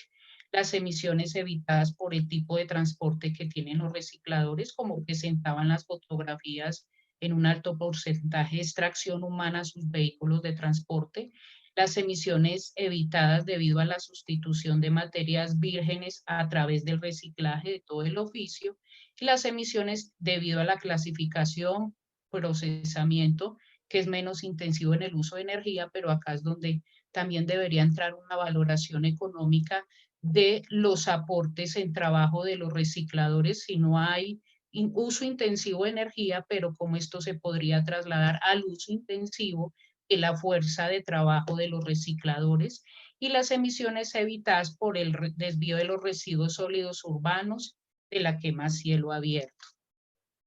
Esto ya lo presentaron anteriormente, pues es tomado de todas las instrucciones de herramientas de cálculo de las variables que les acabo de contar. Esto es cómo está estructurada la herramienta, que ya también lo presentaron muy bien el técnico de partner, para nosotros dividido en 4 grupos de trabajo: cuáles son los datos de entrada, cómo se hacen los cálculos, cómo son estos resultados y supuestos, y cómo son los factores de emisión, que no me detengo porque ya lo presentaron muy bien. Aquí la imagen del instrumento de la herramienta, ya nos hicieron partner un recorrido muy exhaustivo por toda la herramienta, por cada uno de los elementos, teniendo en cuenta que es la versión 2.0 de cómo está constituida, estructurada y diseñada. Y aquí quiero hacer un poco más de fuerza en cómo trabajamos nosotros. En Colombia, los recicladores han sido reconocidos como prestadores del servicio público de aseo en la actividad complementaria de aprovechamiento. Ese reconocimiento son el resultado de más de 30 años de lucha de los recicladores organizados en Colombia a través del Movimiento Nacional Colombiano de la Asociación Nacional de Recicladores de Colombia, por más de 11 regionales por todo el país, más de 100 organizaciones de base de recicladores de oficio afiliadas a la organización. Y para el caso de la calculadora la aplicamos en una organización de base de la ANR, que es la Asociación de Recicladores de Bogotá, lo cual solo tomamos datos de nuestra organización.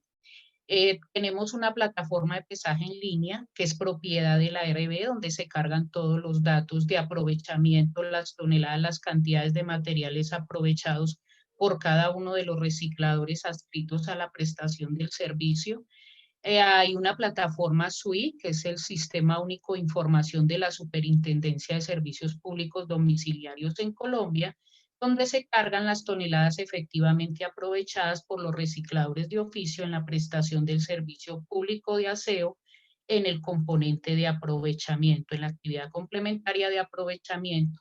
Quiere decir que estos son los datos oficiales del aprovechamiento, insistiendo que solo estamos trabajando con una organización de recicladores, siendo que la ciudad tiene muchísimo Hola más María recicladores. Eugenia, perdón por interrumpirla, pero nadie puede comprender en otras lenguas que se pasa un problema que no sabemos cómo arreglar, pero ¿sería posible que vaya en interpretación, elija mutar el audio original, por favor?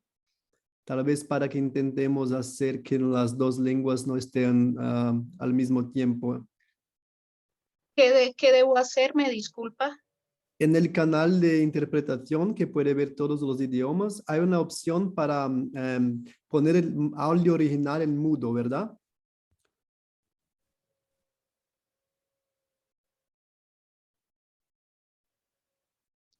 Luz, ¿se puedes tal vez explicar mejor en español? Porque no sé si... No logro conseguir hacer el cambio que precisa. Es que... En el globito déjame que ver. interpretación, ahí abajo donde eliges español o inglés, que sea, cuando aprietas esto, aparece todos los idiomas, y ahí al pie de todo esto hay una opción para mudar el audio original. ¿Ves esto? Eso. Está abajo de la lista de idiomas.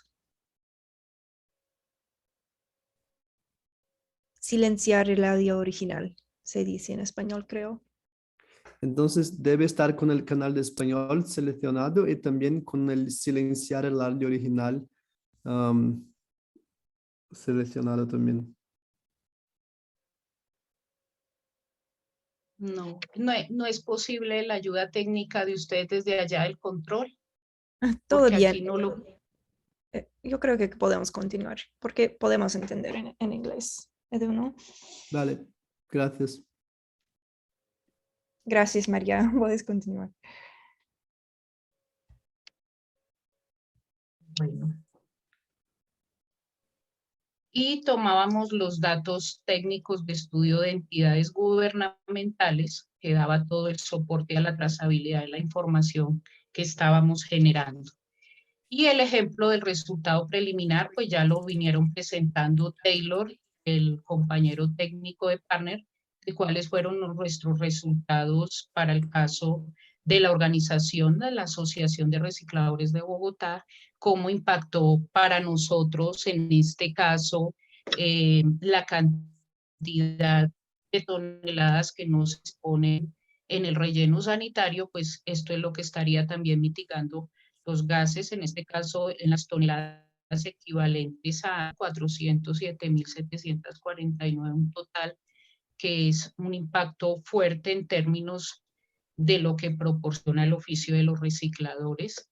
Y tenemos ahí como cuáles fueron los principales aportes de la calculadora para el caso de nosotros en Colombia, que es muy fuerte el tema de incidencia en política pública, cómo la aplicación de esta herramienta pues nos da a nosotros cifras propias que nos permiten incidir de una manera mucho más fuerte y con datos, con números técnicos del aporte del trabajo de los recicladores de oficio y la forma de medir no solamente las toneladas que efectivamente están echadas en el servicio, sino la remuneración por externalidades positivas que aporta este oficio, así como la visibilización de los recicladores como un actor relevante. Lo escuchaba en la compañera que me antecedió, en lo que contribuye el oficio de los recicladores siendo el primer eslabón de la cadena, son siendo el contacto con los residuos y cómo también aumenta la vida útil en los sitios de disposición final. Y entonces, pues para nosotros es fundamental que en Colombia los recicladores ganaron la remuneración como prestadores, pero que se paga por los costos que los recicladores ahorran a las empresas recolectoras de basura. Y en este caso para nosotros, por eso la calculadora ha ayudado a introducir y presionar porque se reconozcan los costos ambientales reales que evitan los recicladores. Queríamos hacer como mucho énfasis en por qué para nosotros ha sido tan valioso este ejercicio y por qué estamos buscando dejar la capacidad instalada en la organización de recicladores para que posteriormente sean ellos la que la sigan manejando y utilizando, porque ha sido para el tema de generación de datos propios una herramienta muy potente, teniendo en cuenta que aquí competimos con las empresas privadas de aseo que hacen la recolección, transporte y enterramiento de los residuos, cuando los recicladores lo que hacen es recolectar, transportar y aprovechar. Entonces, no siendo más, me disculpo las fallas técnicas del tema de la traducción. Intenté hablar despacio para que fuera posible la traducción, pero pues querían cómo fue nuestro ejercicio en Colombia. Muchísimas gracias.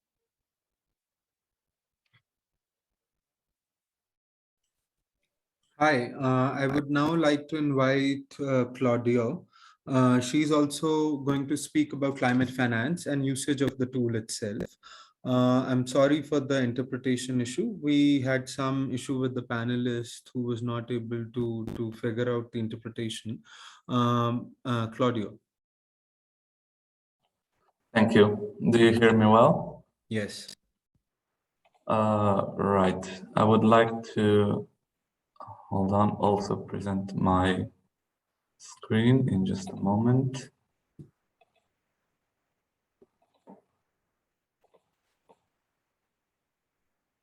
Right.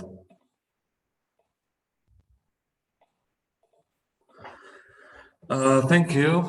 now that we've seen, especially from Vlad, how the calculator is used, now we can go on and discuss a few ideas about how to use the calculator and the methodology to try to access climate finance by waste picker organizations. Unfortunately, we have to start with the obstacles that stand in the way of accessing climate finance. The first obstacle is related to access to voluntary carbon markets and to obtaining and trading carbon credits.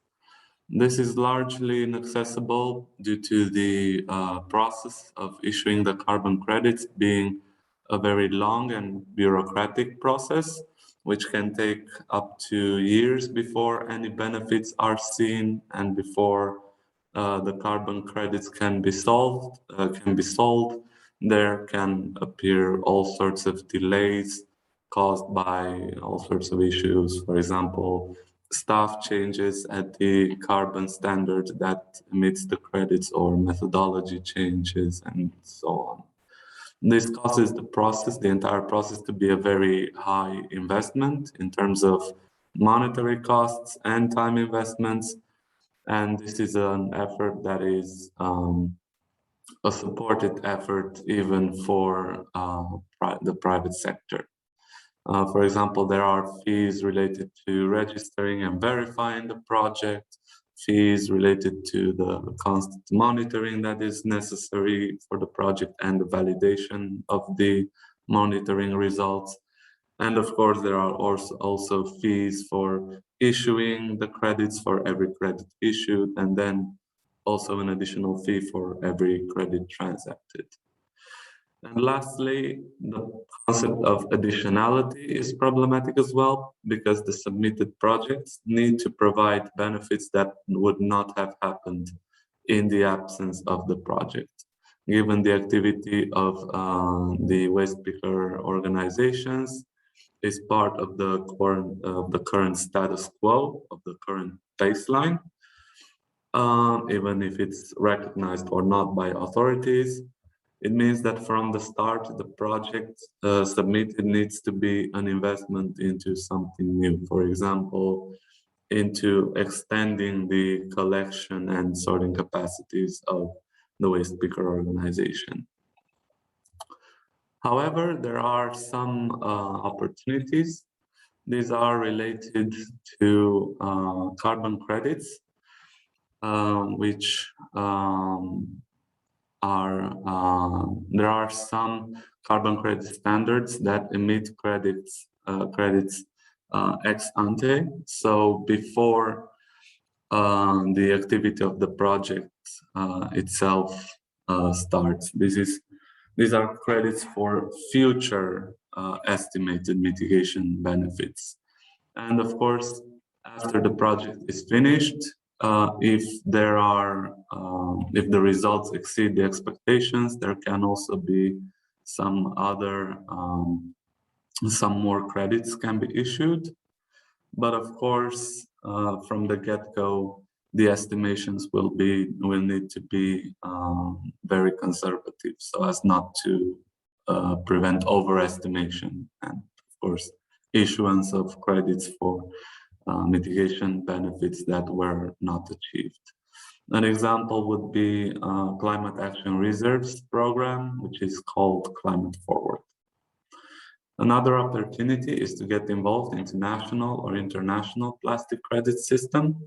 An example would be Vera's new plastic standard, where project proponents receive credits that can be transacted, just like carbon credits, for every ton of plastic waste that they collect and process. This is part of the international voluntary plastic market, but there are also national plastic credit systems, which are usually tied to extended producer responsibility systems, where plastic producers and distributors are forced to support the costs through additional fees for the collection and treatment of the waste resulting from their activity.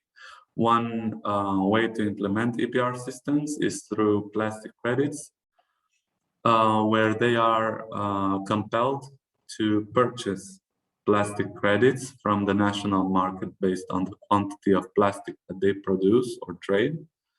And local or national organizations or institutions that are certified by authorities to collect that plastic can receive these plastic credits based on the quantities that they collect. And they later on can sell these credits. Last but not least, we can talk about accessing climate finance through development aid from international financial institutions. Most of such projects in the waste sector are centered on diversion and treatment of organic waste, as it is the cause of most GHG emissions in the waste sector. So these projects are usually centered around composting or other forms of treatment, on improving landfilling conditions and capacities for capturing gas in landfills and so on.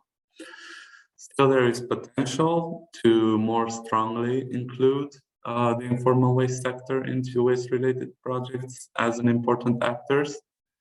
For example, by taking into consideration the informal waste sector when devising schemes for extended producer responsibility, using the waste picker organizations to promote waste source separation, because as we've seen, waste pickers can identify the value of each different waste stream, for example, as we've seen in the case of clothing. This can also be done by contributing to diversion of recyclables from landfills, which is already being done by the informal sector, but this can be recognized and formalized. The mitigation benefits, of course, can be pointed out to using the methodology to put numbers to these claims. And lastly, waste picker organizations can contribute to implementing circular economy measures by promoting recycling and reuse of the different waste streams and thus reducing landfill waste. Another important point is combating incineration and open burning by comparing the greater benefits of achieved through the waste pickers activity versus the lower benefits, the lower mitigation GHG reductions that are achieved through incineration. This is an important point because most international financial institutions do not support projects that include incinerators in the waste value chain. So by driving this point forward that the informal waste sector is an alternative to incineration, this can help access international climate finance. An example of a financial institution that is open to such measures is NAMA facility, because it supports projects in the waste sector based on the greenhouse gas reductions that they can achieve in order to contribute to national carbon neutrality goals. A point can be made using this methodology to national authorities that the informal sector can help achieve those targets by reducing greenhouse gas emissions. Overall, we would say that accessing climate finance will be a difficult task that requires a lot of convincing to national authorities, but waste picker organizations can rise up to this and showcase their contributions using these methodologies. Thank you. Thank you, Claudio. It was a nice discussion about the finance and the money. And it is for waste pickers organizations, it's also useful when we are working on our proposals. It will be a useful tool to add that element of how much carbon reduction each of our projects ends up in doing. And that's another way of promoting the programs which we are undertaking and raising resources for them. We had one panelist, Ramadan, who couldn't join earlier, and he's also part of the Global Alliance of Waste Pickers. He's from Kibra Waste Pickers Organization, Kenya, and I will give him few minutes. And then I have another colleague from Chile, Soledad, who has also requested for a few minutes, and I will request both of you if you can make a brief presentation within 5 minutes, and then we can have a quick vote of thanks and reflections on the discussion here. Thank you, Ramadan. Yeah, hello. Hello, am I audible enough?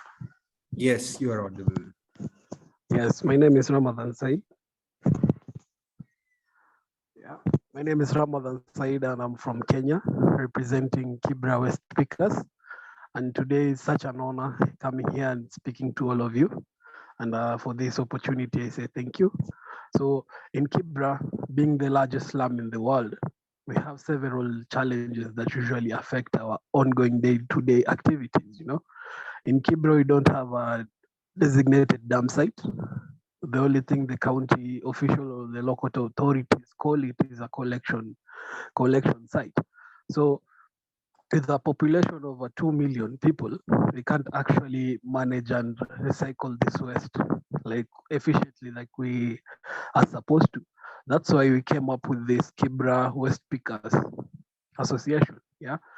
In this, we have incorporated more than 30 waste pickers groups and bring it down to a larger or an umbrella that supports each and every sector in Kibra. You know, now the thing that we did to actually try to manage waste or try to reduce the carbon emission is to start sorting from the household, start sorting from the source. Now, as before, we actually were mixing e-waste, we are mixing food, we are mixing plastic together, and then bringing it all to the collection site. Now we've realized one thing.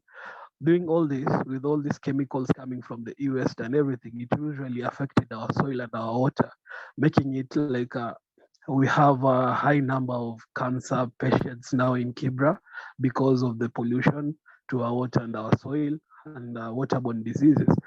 Now, after actually starting sorting from source, now the number has significantly reduced to a manageable number, because now we give, like, our residents, we give them 4 bags, 1 bag for you to put your food waste, another bag for you to put the e-waste, another bag for metals, and another bag for we can say plastics. Yes.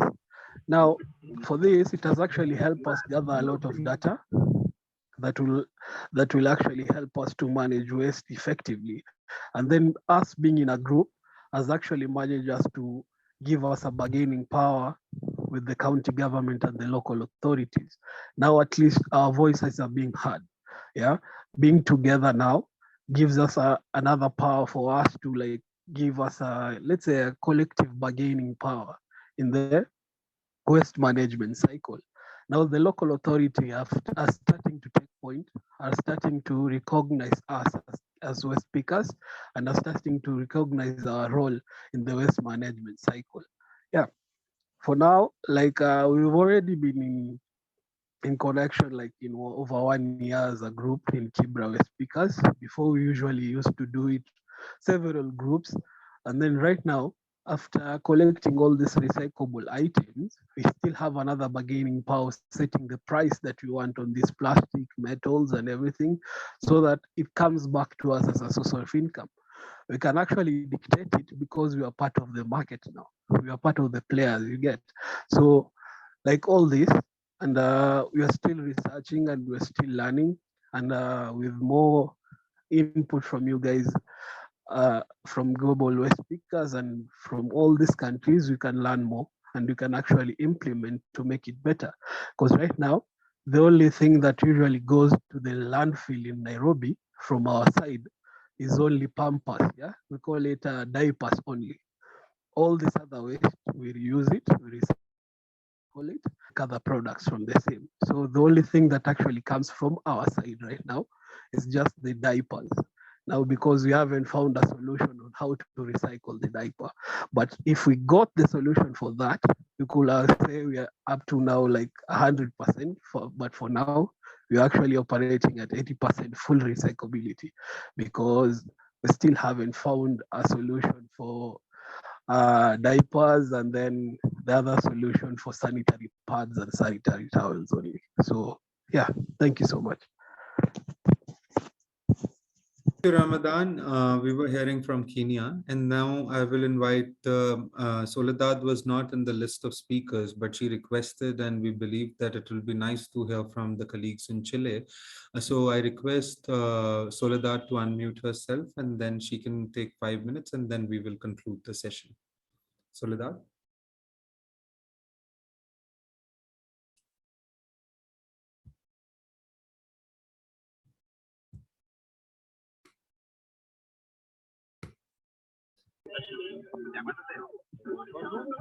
Hola, ¿me escuchas? ¿Estás llamando tú? Yes, we can. ¿Me escuchas, Kabir? Yes, we can hear you. Bueno, yo estaba invitada, estaba invitada, soy parte del grupo que estaba ahí anotado dentro de los que iban a exponer. Soledad Mella es mi nombre.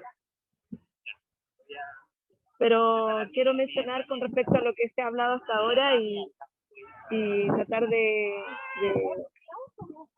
entender un poco el escenario en que nos encontramos hoy día frente a un COP26. Un COP26 donde están los grupos poderosos de todo el mundo, responsables del daño y del impacto medioambiental que se ha generado a nivel mundial, y que hoy desesperadamente buscan soluciones, pero soluciones que solamente son discursos y no son reales y concretas en la práctica.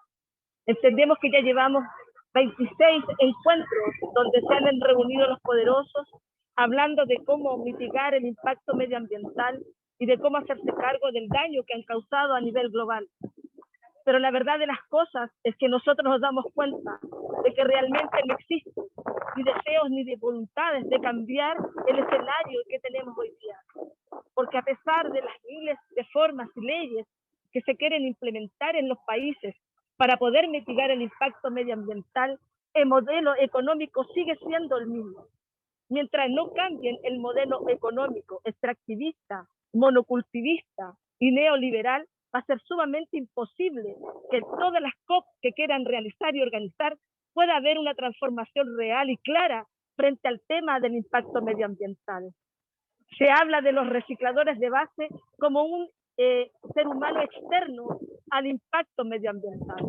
Se habla de los recicladores de base, de cómo se pueden involucrar o cómo deben ser parte de un proceso.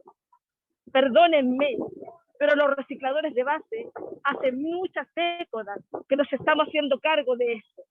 A nosotros no se nos puede incluir en algo que ya llevamos haciendo tanto tiempo.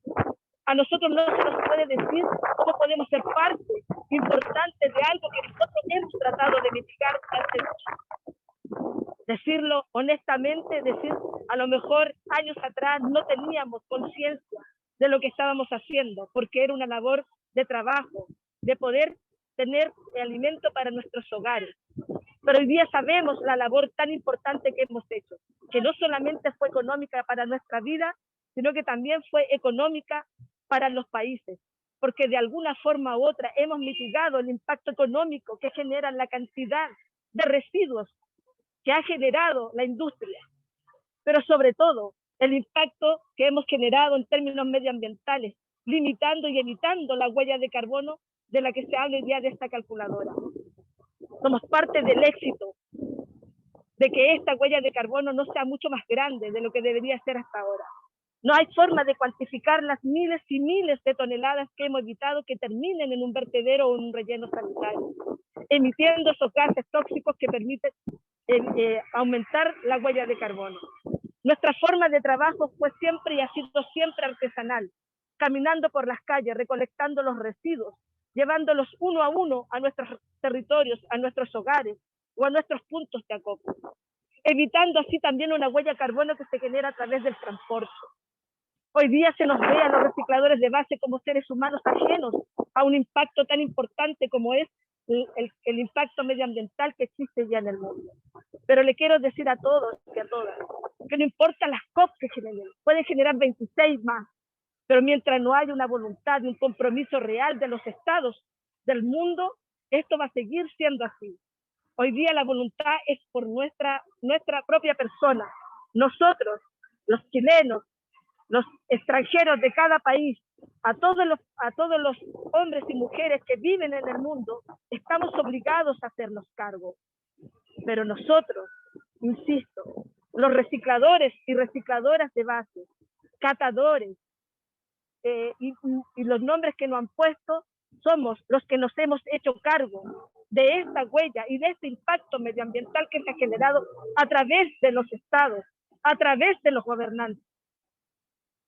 Hablar de los recicladores de base, cómo pueden ser involucrados, es una falta de respeto. Nosotros estamos involucrados, no hoy día, no ayer, hace muchas generaciones. Nuestros abuelos fueron recicladores de base y nosotros seguimos el camino de esa senda. Hoy día nos seguimos haciendo cargo, más conscientes que antes, de la importancia de nuestra labor, del impacto que generamos. Y necesitamos y exigimos ser reconocidos. Exigimos que se inviertan recursos en los recicladores de base. Quieren cambiar esta huella de carbono, quieren detenerla. Quieren detener el impacto de basura que se genera en los vertederos, inviertan en los recicladores de base. Pongan infraestructura, pongan maquinaria necesaria para que nosotros recolectemos aún más cantidad de residuos.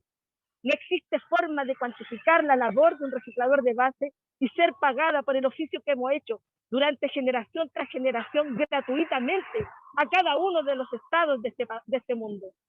No existe forma. Solamente hoy día lo único que exigimos y pedimos como recicladores de base es que se tome en cuenta que la labor nuestra no es algo fortuito, que la labor nuestra no es algo que se pueda incluir.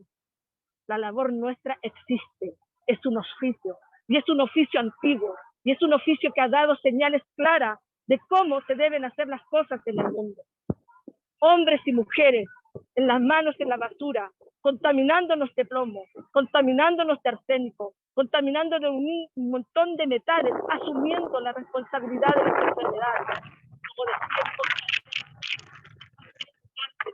asumiendo enfermedades graves en nuestro cuerpo, malformación de nuestros huesos, por la fuerza desmedida que hacemos para poder recolectar estos residuos. Y hoy día ven cómo se puede incluir al reciclador de base en esta cadena de la tan llamada economía circular, la cual hemos hecho década tras década.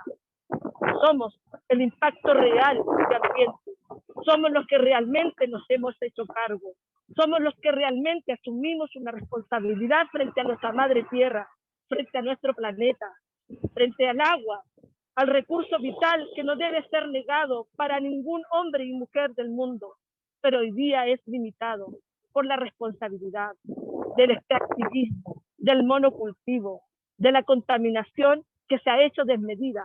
Y hoy son los mismos que han contaminado el planeta los que están decidiendo cómo dejar de contaminar. Es una vergüenza. Somos nosotros, los hombres y mujeres, que hemos evitado que esto siga en aumento, los que deberíamos estar sentados ahí discutiendo y tirando señales claras de cómo debe ser el camino, porque nosotros hicimos ese camino, porque nosotros tenemos hecho ese camino. No intenten crear una rueda, no inventen una rueda nueva, porque la rueda ya nosotros la inventamos, nosotras y nosotros, los recicladores de base del mundo. Nos hemos hecho cargo de su basura, nos hemos hecho cargo de su contaminación, nos hemos hecho cargo de valorar algo que ustedes nunca valoraron. Y hoy es nuestra responsabilidad decírselos a ustedes en su cara. Somos nosotros los responsables de que el mundo aún siga vivo. No los gobernantes, no la industria. Somos nosotros los recicladores de base. Eso es lo que yo quería aportar. Agradecer que se haga un cálculo de huella de carbono del impacto medioambiental que generamos nosotros los recicladores de base es fundamental. porque es la única forma que se cuantifique el valor de nuestro oficio, nuestro trabajo, que es mal mirado, no es pagado, no se reconoce como un trabajo. Y hoy estamos en esa lucha. Hoy estamos en la pelea de no desaparecer como oficio frente a las leyes capitalistas que se están invirtiendo en nuestros países. La ley RED es una ley empresarial que viene a dejar fuera a los recicladores de base del manejo y uso de los residuos. Por eso hacemos un llamado. Por eso yo quería intervenir en este espacio, porque creo que es fundamental que más que teoría, que más que tecnicismo, es mostrar lo humano y deshumano que estamos viviendo en este minuto en nuestros países. Lo humano es reconocer lo que es bueno. Lo humano es valorar lo que es bueno. Lo humano es darle el lugar que corresponde a lo bueno que se ha hecho. Y lo bueno que se ha hecho lo han hecho los recicladores y recicladoras de base del mundo. Ese es mi llamado. Ese es mi llamado, a tomar conciencia, a valorar, a respetar y a poner el lugar que corresponde a nuestros hermanos y hermanas recicladoras de base de todo el mundo. Nuestra labor es importante y lo vamos a seguir haciendo pese a todas las limitancias y condiciones que pongan, pese a la contaminación, pese a la posibilidad de morir por algún tipo de residuo que venga con contaminaciones mucho más altas de las que hoy día ya tenemos en nuestro cuerpo. Muchas gracias.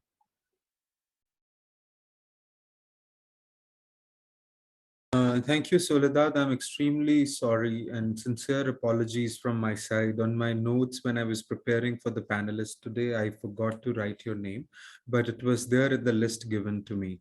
So I'm sorry about that. You were part of the panel itself.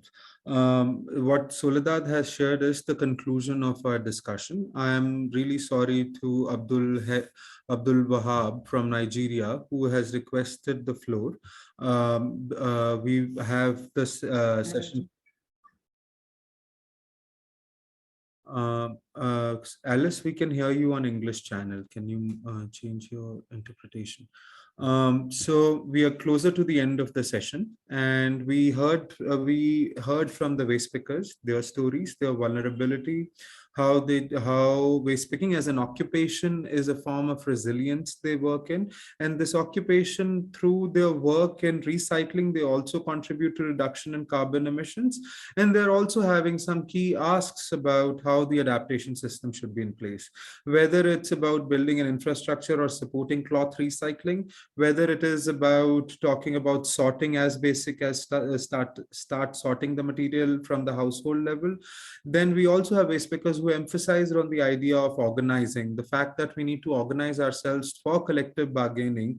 To come in this space, we need to be together.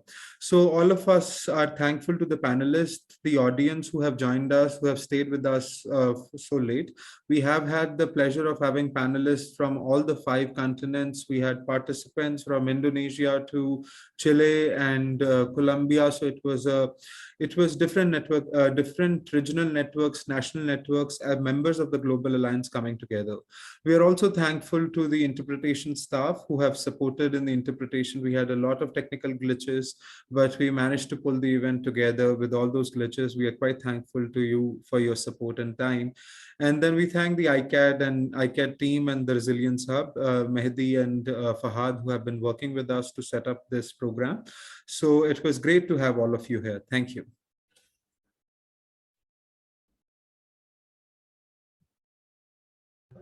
Thanks, Kabir. Thanks to all.